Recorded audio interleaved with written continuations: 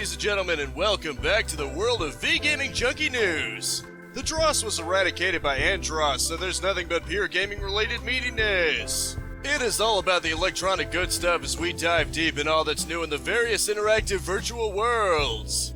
We start out this news story with everyone's favorite scam method of payment called NFTs. Despite all the very deserved backlash, Ubisoft appears to be doubling down hard on the concept.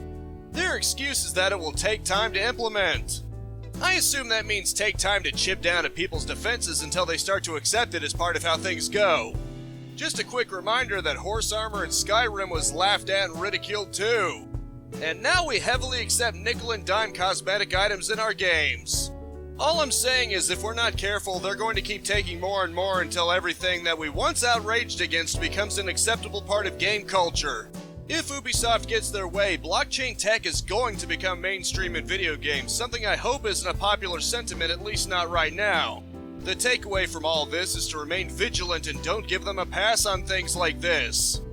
You know the old saying, give an inch and take a mile.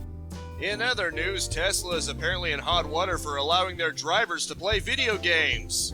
While the name is Passenger Play, suggesting it's not actually meant for the drivers, the Safety Administration is still concerned about the potential for distraction. Initially, the games could only be played by parked, but now it can be done while driving. Interestingly, Cuphead is one of the games you can choose from, certainly not a game you want to have split focus while playing. Apparently, they've been playable while driving since December 2020. We'll see what comes of it, but it seems like it shouldn't be for the driver because it's literally in the name that it's for the passenger. So if you're playing Minecraft and you haven't updated to 1.18.1, you might want to get on that. No pressure, there's just an eensy-beensy little security flaw that could allow malicious people to execute code on your computer. So you know, not that big of a deal if you don't mind potentially opening yourself up to all sorts of malware. For those of you who don't want your computer to essentially implode, you should probably update. Server owners should probably update their servers to that level too. Again, no rush unless you like having your computer stay in a working state. So apparently Harry Potter was going to have an MMO. According to Kim Sulzer, the former director of product marketing at EA, it was rejected for believing the IP wouldn't last more than a year or two. I suppose in the avalanche of bad decisions that is EA, we can add this to the pile, eh? Supposedly, a beta version was even made and it was going to mail players physical prizes for their achievements. Not really sure how that would have worked, but not gonna lie, I would have loved to see the alternate reality where this was allowed to happen. Well, at least we'll have Hogwarts Legacy soon, so it's all good. Funny that I mentioned Avalanche, since Avalanche Software is developing it. Hopefully, unlike EA, it isn't full of bad decisions. So if you get the GTA Definitive Edition Trilogy, you can now get an additional free game to go with it. It seems 2K Games in their latest bid to put out this tire fire is now trying to bribe people with a freebie. GTA 5, GTA 4, Max Payne 3, LA Noire, and Bully are your options here. In other words, now you can get your hands on another open world game that you'll likely enjoy far more. Well, GTA 5 was free at the Epic Store and I took advantage, so you can strike that off the list, but really if you want any of the others, you can just buy them. Maybe the definitive edition will become good, but it certainly won't be 2K Games' doing, it'll be the devs. Some may call that holding a grudge against 2K Games, but given that they threaten modders to get rid of competition, I have every reason in the world to hold a bit of a grudge against 2K Games. So it seems The Wolf Among Us having a second season is actually going forward. It seems it takes place 6 months after the original during winter and the script is finalized with motion capture on the way. Bah, motion capture, clearly a fad that will never take off, the joke being that I'm using an Xbox Kinect to move this avatar right now. Seriously though, I'm happy to see it's going forward and it's good that they're using the Unreal Engine, which will hopefully be better for it.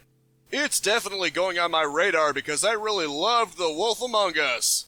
So SEGA made the fastest PC in the entire world. No, not the PC with the fastest clock speed, literally the fastest because it's strapped on wheels. It managed to reach a speed of 100 km/h, pretty impressive for what's essentially an RC car. Now imagine if it actually came with a screen and controller so you could actually use to play a game while you're using it. I bet it would make for some killer AR, potentially. I'm just saying, SEGA, that would be an interesting use of it. There might be a wee bit of input delay though, but hey. The last news story is somewhat of a somber moment. It seems the man, the myth, the legend, John Madden has passed away at the age of 85. While I haven't been the biggest fan of American football, or most sports really, you'd have to be living in a cave to not know who John Madden is. After all, there's only a long-lasting game series named after him, and before EA flooded it with microtransactions, it was a mostly respectable game series. Sorry, I just had to take the cheap shot at EA. On a serious note though, rest in peace, John Madden. May his family be given comfort through these trying times, and now you can rest those vocal cords, champ. Godspeed. As always, from the page of Games Radar, it's time for the latest batch of release dates fresh out of the oven. There's not that many games at all, to be honest.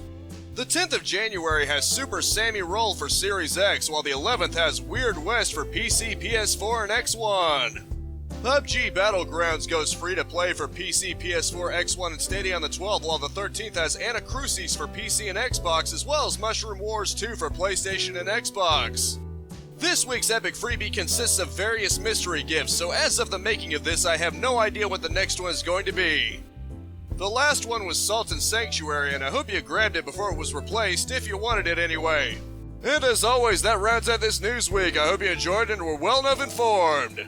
As always, I Let's Play every single day, 10 a.m. and 2 p.m, live stream Mondays and Fridays unless otherwise specified at 4:30 p.m, and I swap between game reviews and game news videos Thursdays to 6 p.m. That's Eastern Standard Time, of course.